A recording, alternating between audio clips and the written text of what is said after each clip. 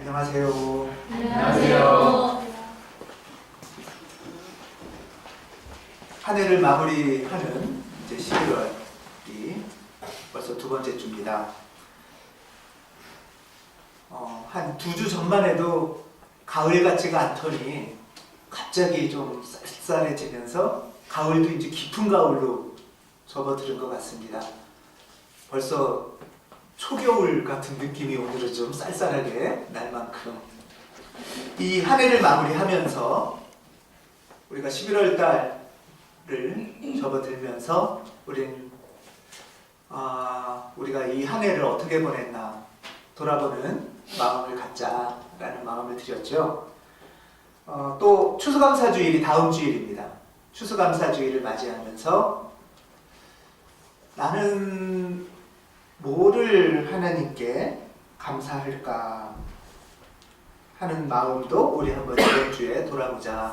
11월 달에 이런 말씀을 드렸습니다. 그런데 이렇게 잘 많이 떠오르시나요?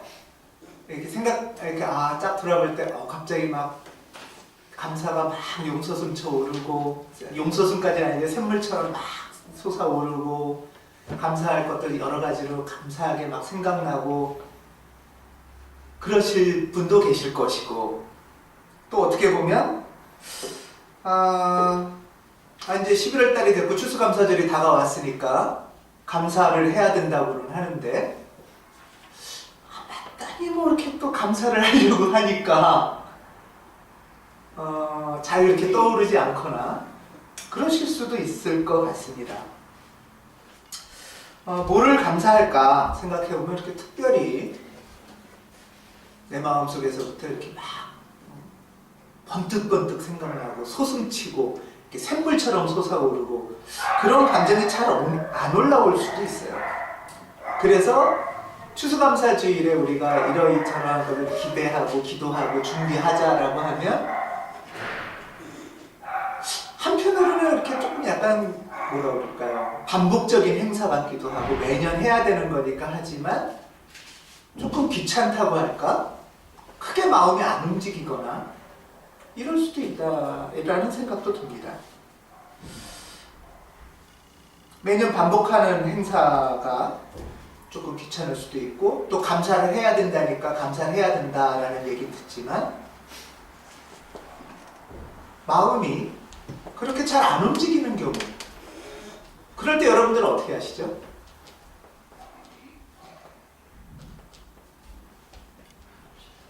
예. 감사해야 된다는 얘기는 우리가 신앙생활하면서 오래 많이 들어왔죠. 성경 속에도 보면 감사해라 라는 얘기가 많이 있는데 뭐 감사할 거리도 별로 없는 것 같고 감사할 마음도 아니고 생각도 잘 안 나고 그럴 때 우리가 어떻게 해야 되나 하는 거를 좀 살펴봤으면 좋겠습니다. 이럴 때 우리는 어떻게 해야 되나?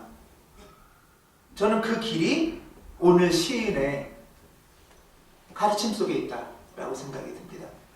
자, 108편 1절을 우리가 한 목소리로 같이 한번 읽겠습니다.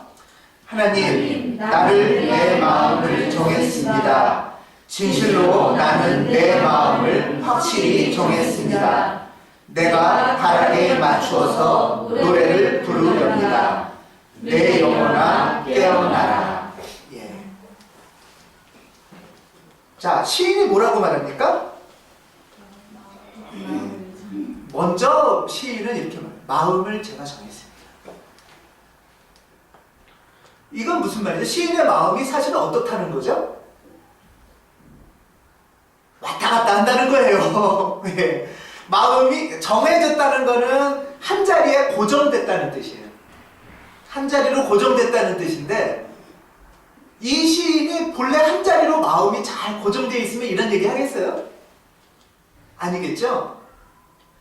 이 시인이 실제로 마음이 고정이 안 돼 있어요. 마음이 이렇게도 됐다, 저렇게도 됐다, 왔다 갔다 한다는 거예요. 흔들린다는 거예요. 좋은 일이 있으면 감사하고 기뻤다가 조금 힘든 일이 생기면 막 속상하고 원망스럽고 짜증나고 이렇게 마음이 흔들린다는 거예요.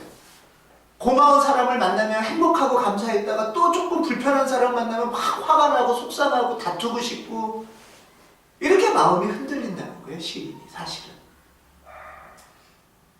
그러니까 이 시인의 원래 상태는 우리랑 똑같습니다. 그렇게 훌륭한 사람이 아니고 대단한 성인이 아니고 마음이 흔들리는 사람이에요. 자, 근데 여러분들 우리도 똑같지 않습니까? 마음이 흔들리지 않습니까? 그 마음이 흔들리는 게 왜 흔들리죠? 세상이 마음에 안 드니까 흔들리는 거죠. 저 사람이 별로 마음에 안 들고 이 세상 일이 별로 마음에 안 드니까 흔들리는 거 아니에요? 저 사람이 내 마음에 들 때는 내가 너무 감사해. 저 사람이 내 기대대로, 내가 원하는 대로, 내가 바라는 대로 좀 움직여줄 때 너무나 감사하고 기뻐요. 그렇죠? 근데 저 사람이 그렇게 안 했으면 좋겠는데 다르게 하고 이 일이 좀 내 기대대로 잘 되면 좋겠는데 이 일이 내 기대대로 잘 안 되니까 속상하고 흔들리는 거죠.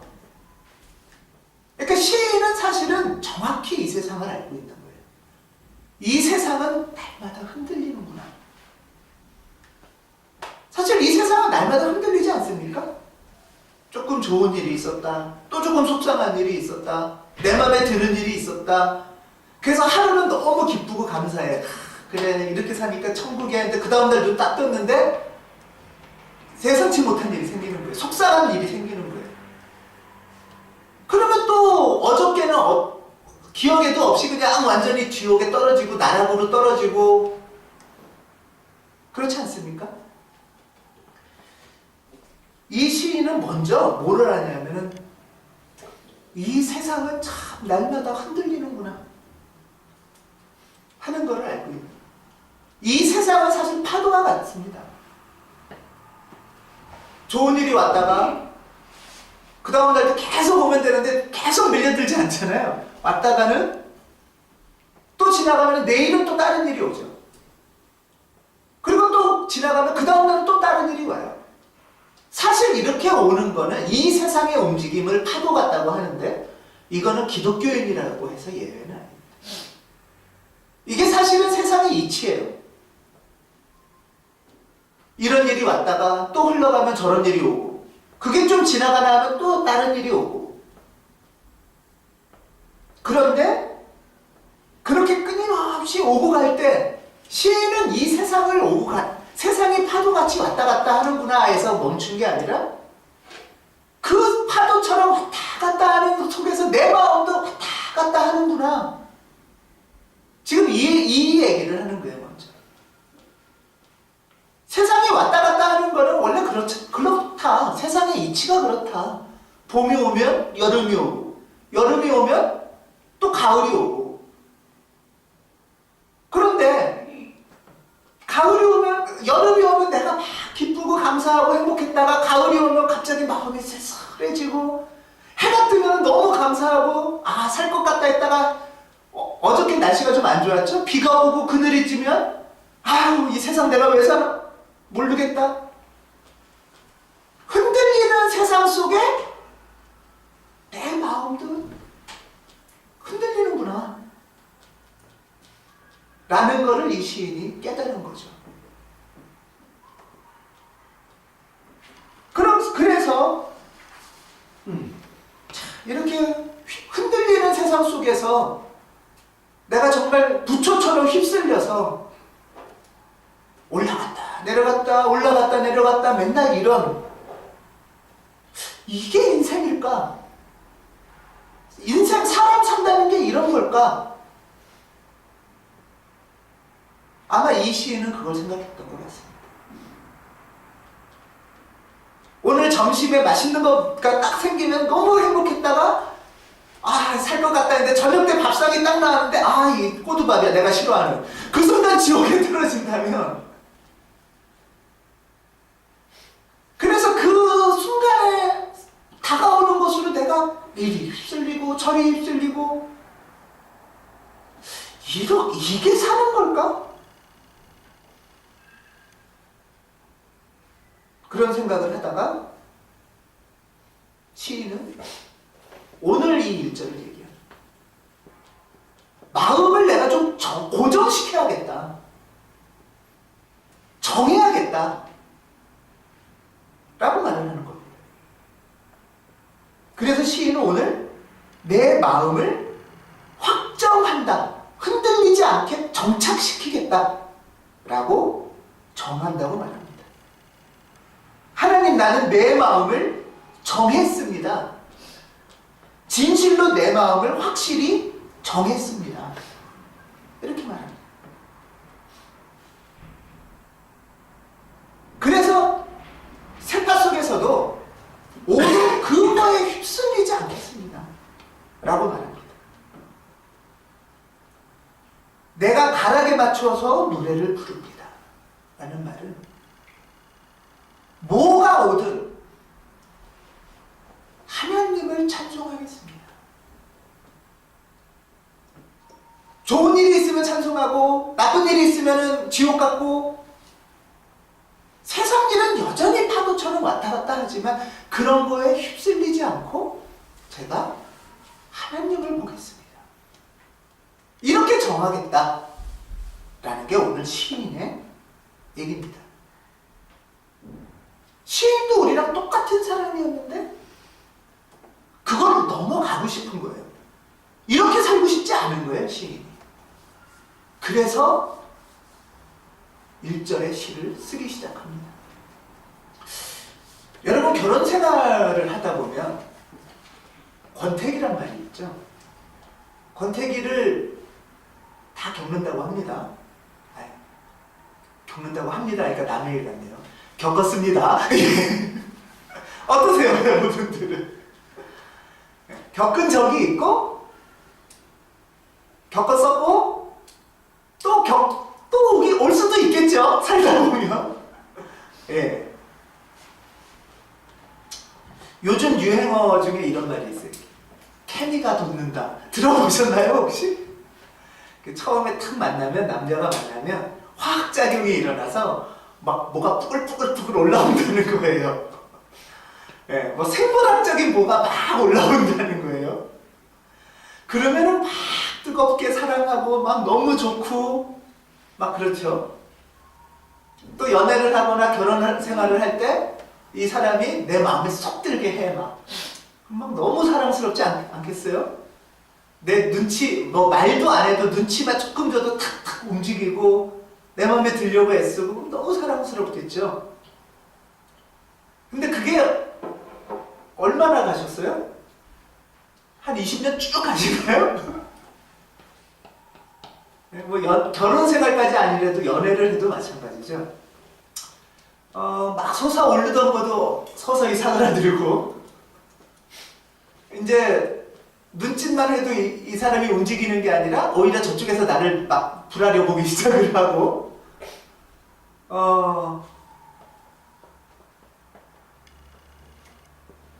서서히 미운 구석이 보이기 시작하고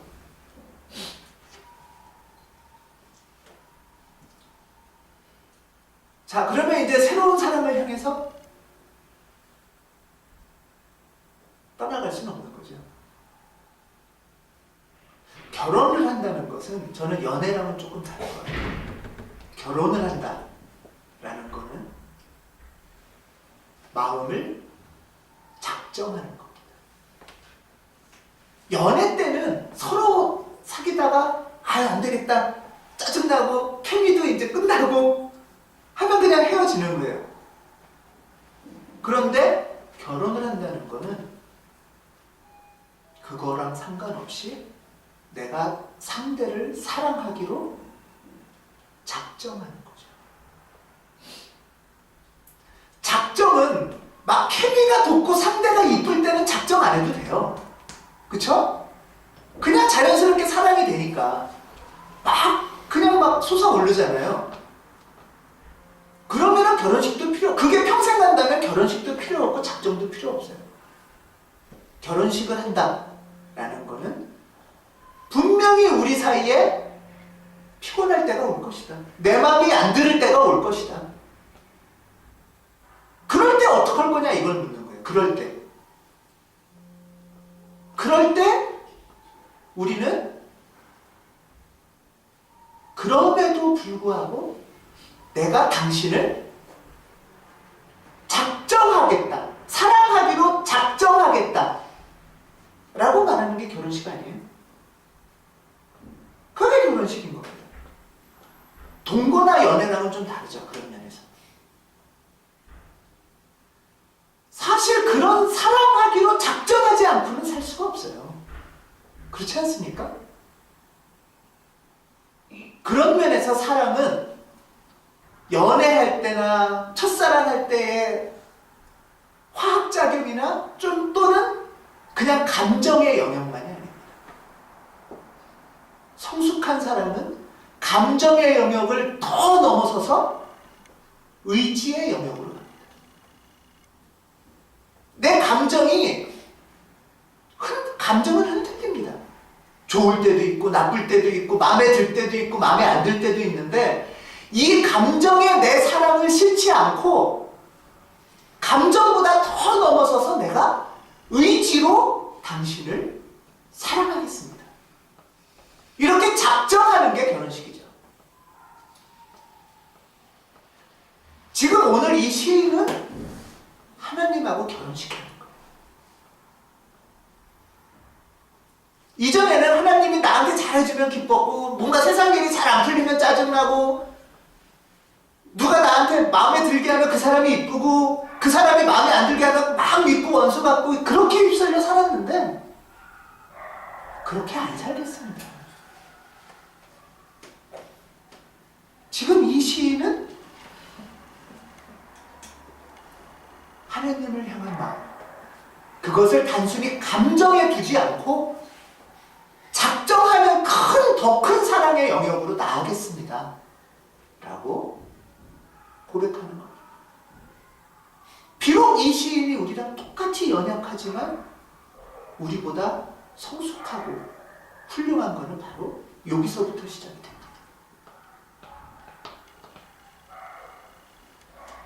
성경에 보면 신실함 또는 믿음직함이라는 말이 있죠. 찬송에도 보면 미쁘신 하나님이라는 찬송이 있습니다. 미쁘다, 믿음직하다 라는 거는 다 한결같은 이라는, 그러니까 뜻이 하나입니다. 그 상대나 그 존재가 변함이 없다. 미쁘신 하나님, 하나님은 변화가 없으시다는 거예요. 여러분 사실 하나님이 우리가 하는 행동에 따라서 금방금방 바뀌신다면 어떻게 되겠어요? 우린 일주일도 못 살죠? 지난주일에는 거룩했지만 한 주간에 다 벼락맞아 죽겠죠? 죄 짓고 막 거짓말하고 화내고. 우리가 지금 이 자리에 앉아있는 거는 하나님이 최소한 일주일간 봐주신 거죠. 그 변함없으신 사랑으로 우리를 봐주셔서 우리를 끌어서 이 자리에 오게 하신 거 아닙니까?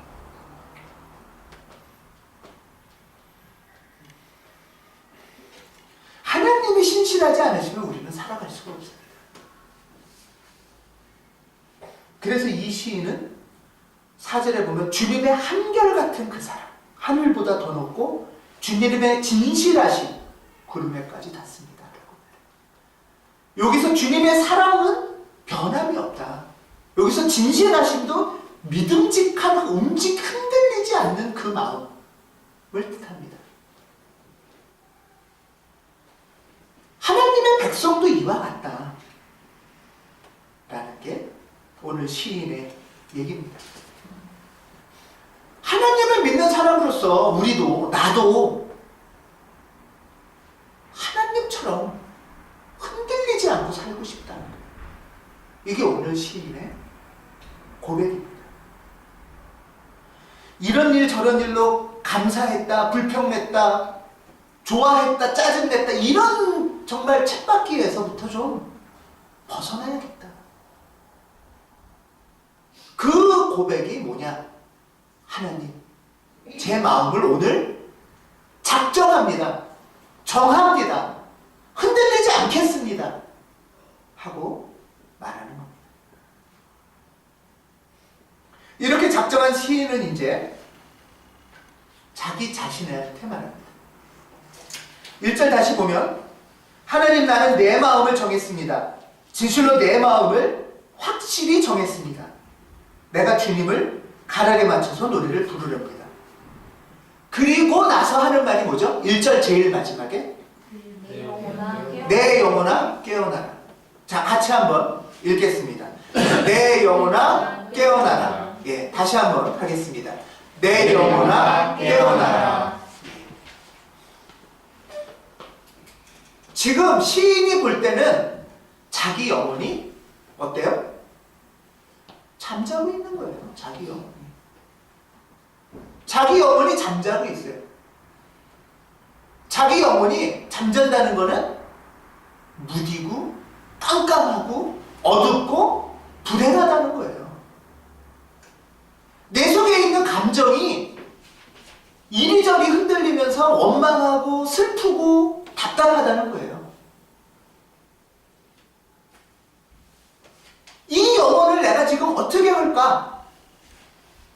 감사도 없고 마음도 답답하고 사는 것도 힘들고 할 때 먼저 내 의지로 하나님을 찬양하기로 작정하고 그 작정하는 힘으로 내 영혼을 흔들겠다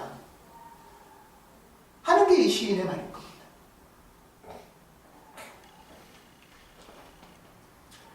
새벽을 깨우겠다라는 거는 2절에도 보면 내가 새벽을 깨우겠다. 이거는 새벽 기도를 하겠다는 뜻만이 아니라 한밤중에 있는 내 마음의 상태, 한밤중에서 있는 어둠 속에 있는 내 마음의 상태에 어떻게 하겠다고요? 해를 당겨오겠다. 햇볕이 비쳐야 내 마음이 환해지지 않겠습니까? 그냥 내 마음이 어둠 속에 있는 채로 두지 않겠다. 불평, 불만과 짜증과 원망이 있는 채로 휘둘리는 채로 두지 않겠다 하는 게 이 마음. 근데 어떻게 깨울 거냐? 어떻게 어둠에서 빛으로 오게 할 거냐 하는 관건은 찬송에 있습니다. 감사에 있습니다. 마음을 작정하고 내가 가락에 맞춰서 노래를 부르렵니다. 내 영혼아 깨어나라. 검은 고야 수구마 깨어나라. 찬양과 감사밖에는 어둠을 깨울 수 있는 것이 없다라는 겁니다. 그런데 뭐 감사할 게 있어야지, 찬양할 게 있어야지. 그거는 감정이에요. 감사할 게 있어서 감사하는 게 아니라 하나님의 신실하신 사랑을 보고 믿고 내 의지로 먼저 감사를 한다는 거예요. 작정을 먼저 한다는 거예요.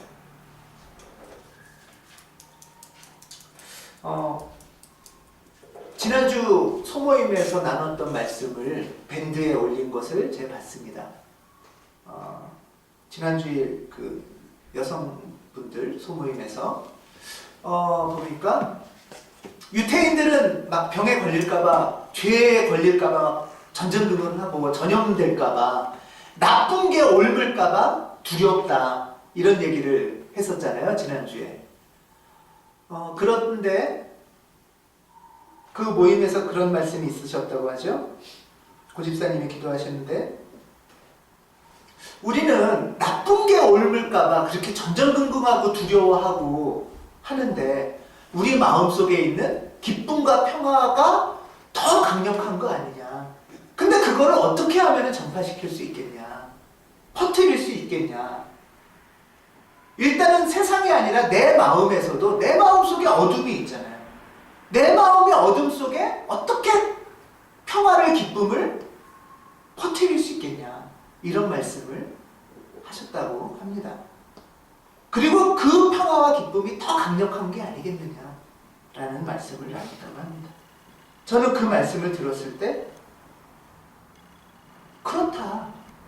당연히 하나님의 구원의 평화가 더 큰데 그거를 어둠을 이기고 나쁨을 이기고 오히려 그게 더 강력하게 전파할 수 있는 통로는 뭐냐? 감사해요. 감사. 감사 속에서만 이 평화가, 이 기쁨이 강력한 힘으로 전파될 수 있다라는 게 오늘 시인의 얘기입니다. 우리가 어떻게 나쁜 게 우리한테 틈탈까봐 겁내는 게 아니라 오히려 우리의 기쁨과 평화를 어떻게 전할까 할 때 그 통로도 감사라는 거예요. 감사. 내 속의 어둠을 이기는 힘도 내가 감사하기로 작정하고 감사하는 것이고, 우리 주변에 어둠을 이기는 힘도 감사 찬양 속에 있다. 이것이 오늘 시인의 얘기입니다. 오늘 3절에 보면 주님, 내가 만민 가운데서 주님께 감사드리며 문나라 가운데서 노래 불러 주님을 찬양하렵니다.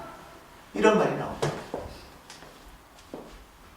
주님, 내가 만민 가운데서 주님께 감사드리겠다라는 거는 먼저 여러 사람들 가운데서 내가 감사드리겠다는 거잖아요. 이건 뭐냐? 우리가 만나는 사람 속에서, 일상 속에서 내 어둠을 깨워서 일상의 사람 가운데서도 흔들리지 않고 작정하고 감사를 드리겠다라는 게 첫 번째 뜻이겠죠. 우리가 지금은 감사하고 찬송하지만 사회생활을 하면, 사람을 만나면 감사드리기가 힘들잖아요. 그럴 때 작정을 하는 겁니다. 작정하고 내가 사람을 만나서도 흔들리지 않고 감사하겠습니다. 라는 얘기가 첫 번째 얘기입니다. 지금은 그래 내가 해볼까? 하다가도 가정으로 돌아가고 사회생활로 돌아가면 쉽지 않지 않습니까? 그때 내가 감사드리겠다고 작정하는 것이고, 두 번째는 어떤 뜻이냐? 내가 만민 가운데 감사드리겠다는 것은, 원어는 내가 사람들이 들을 수 있게 감사드리겠다는 뜻이에요. 그냥 마음속에만 감사하는 게 아니라 말로 사람들이 볼 때 저 사람 참 뭐 저렇게 감사드릴 게 있나 하는데도 이 사람은 감사의 삶을 살겠다는 거예요. 그래서 저 사람 참 이상하다, 특이하다, 하나님 믿는 사람은 저런가? 하도록 살겠다는 거예요. 하나님 믿는 사람의 특징이 뭐겠습니까? 감사의 모습으로 살아가는 거죠. 그거를 보이게, 들리게, 드러나게 감사하는 삶을 살겠다는 거예요. 이게 내가 만민 가운데서 주님께 감사하며 살겠다는 거예요. 여러분, 감사의 삶을 작정하시고 티를 내십시오. 그래서 저 사람이 별로 감사할 일이 없을 것 같은데, 근데 그 사람은 얼굴에 감사가 있고 들리게 하나님께 감사를 하는 거예요. 그리고 세 번째 의미가 있습니다. 이거는 하나님에게만 감사하는 게 아니라 주변 사람에게 말로 들리게 감사를 전하는 거예요. 여러분, 올해가 이제 한 해를 마무리하면서 여러분 사시면서 이 한 해를 감사를 받은 일들이 많이 있으시죠? 가장 먼저 아내한테 감사하시죠? 또 남편한테 감사하시죠? 또 가족한테 감사하고, 내가 흔들리는 믿음 속에서 교우들한테 감사드리죠. 그거를 내가 만민 가운데 감사한다는 거는 감사하다는 거를 들리게 전하라는 거. 옆에 있는 사람한테, 아내와 남편한테, 당신 덕분에 내가 한 해를 보내고 있습니다. 여러분, 다음 주가 추수감사주일인데, 추수감사주일을 지내기 전에 이 한 주간 여러분 감사를 들리게 전하셨으면 좋겠어요. 여러분 주변 사람에게, 또 우리 교우들에게 에이, 다 알겠지? 이거는 여기 성경의 말씀과 다릅니다. 들리게 하라는 게 이 성경의 말씀입니다. 여러분, 작정헌금이라는 얘기 들어보셨죠? 작정헌금. 그리고 작정헌금 해보시기도 하셨죠? 내가 어떤 예배에 또는 어떤 절기에 작정하고 내가 하나님께 헌금을 해야지 라고 작정헌금을 합니다. 그 마음은 참 좋은 마음입니다. 또 조금 더 거기서 나가서 약간 왜곡됐지만 뭐 1000번째에서 1000번간 내가 1000번 동안 작정하고 헌금을 하겠다. 봉헌을 하겠다. 저는 사실 그 본래 본 마음은 참 귀하다고 생각을 합니다. 자, 그런데 제가 시편 50편의 7절 14절까지를 잠깐 읽겠습니다. 시편 50편에 보면 이런 말씀이 있습니다. 시편 50편 7절에서 14절입니다. 내 백성아 들어라. 찾으실 분들은 50편 7절에서 14절입니다. 내 백성아 들어라. 내가 말한다. 이스라엘아, 내가 너희에게 경고하겠다. 나는 하나님 너희의 하나님이다.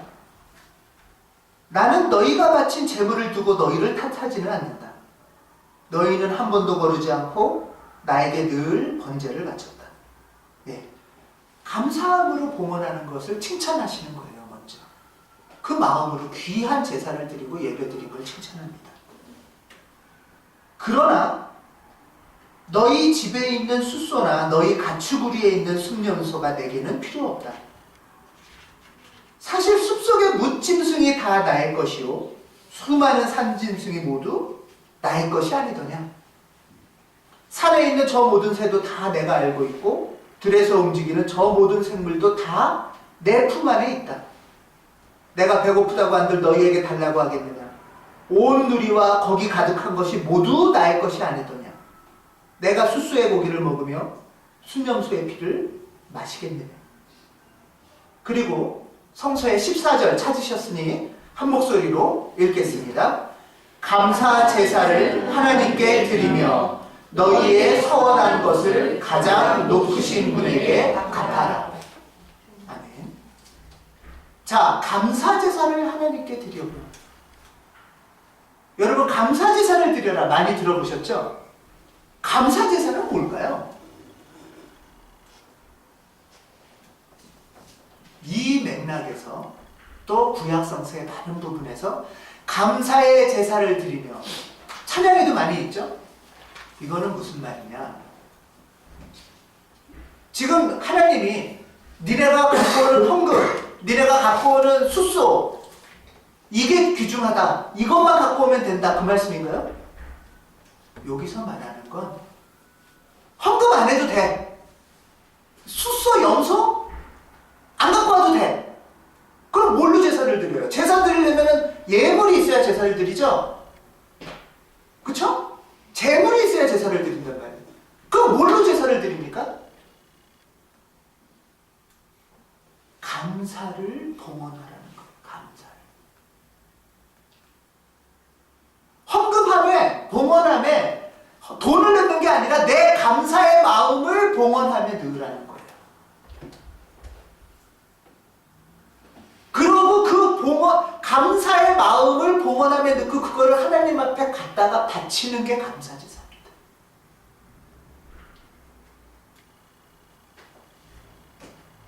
헌금 필요 없다. 그것도 귀하고 아름답고 니네 그런 거 좋지만 그걸 하는 더 근본 마음은 뭐냐? 그게 흔들린다면 그런 거 없애더라도 감사하는 마음, 니네가 감사하기로 작정하고 감사하는 마음을 나한테 갖다 바쳐라. 그게 봉헌물이고 그게 예물이고 그때 너희는 제사를 드릴 수 있는 거다. 하나님 앞에 그 예물이 없으면 어떻게 뭘로 제사를 드리겠니? 내가.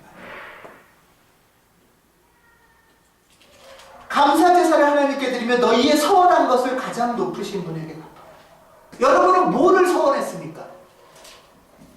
오늘 이 시인은 하나님, 제가 하나님께 감사할 것을 확정합니다. 이런저런 마음에 원망했다, 짜증했다, 좋았다, 나쁘다 하지 않고 신실하신 하나님께 내가 찬양할 것을 확정합니다. 이게 서원이에요, 이게. 이 서원하는 마음을 하나님께 바쳐라. 이게 감사의 제사라. 이게 감사의 제사의 뜻입니다. 사랑하는 우리 가운교 여러분, 오늘 시인이나 우리나 사는 것은 그렇게 녹록지가 않습니다. 아니, 내 마음대로, 내 기대대로 되는 것보다는 내 기대대로 안 될 때가 더 많고 내 마음대로 안 될 때가 더 많습니다. 이 시인도 그것을 알기에 내가 어떻게 하면 그런 좋았다 나빴다 기뻤다 슬펐다 하는 인생 쳇바퀴에서 벗어날 수 있을까? 그것을 고민하다 마음을 정하기로, 확정하기로 하나님 앞에 서원을 합니다. 여러분들은